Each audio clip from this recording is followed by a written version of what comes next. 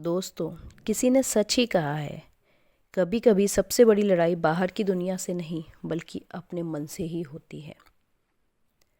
नमस्कार दोस्तों, स्वागत है आपका सफलता की कहानियों में। आज की कहानी ऐसे ही एक कछुए की है। एक घने जंगल के बीच एक छोटा सा कछुए का अंडा पड़ा था।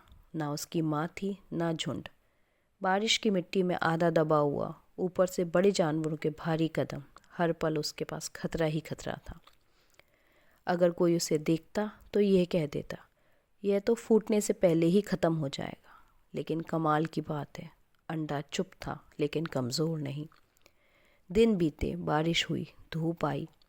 अंडे के अंदर एक हल्की सी हलचल थी। बाहर दुनिया कठोर थी और अंदर उसकी ज़िद भी।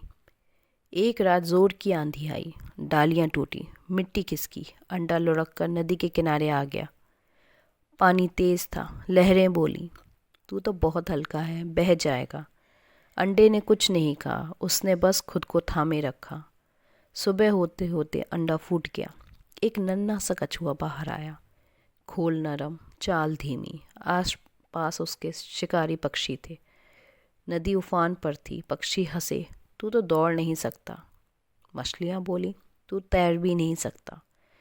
नन्हे कछुए ने पहली बार आसमान की तरफ देखा। उसने दौड़ने की कोशिश नहीं करी, उसने तैरने की कोशिश भी नहीं करी। उसने बस एक कदम आगे बढ़ाया। हर कदम धीमा था, कभी रुकना पड़ा, कभी लहरें पीछे धकेल देती थी, लेकिन वह पलटा नहीं। दिन बीतने लगे, पक्षी उड़ गए, नदी शांत हुई, कछुआ पानी तक पहुंच गया। पानी ने उसे उठाया पर डुबोया नहीं, क्योंकि वह डर से हल्का नहीं था, धैर्य से संतुलित था।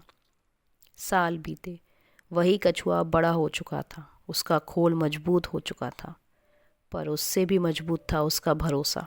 वही नदी, वही जगह। अब तेज धार में वे आसानी से तैरता था। एक दिन वही पक्षी लौटे। उन्होंने कहा, तू तो अब तेज लग रहा है। कछुए ने मुस्कुराकर कहा, नहीं, मैं हमेशा से ऐसे ही था, बस तुमने मुझे तब देखा जब मैं छोटा था।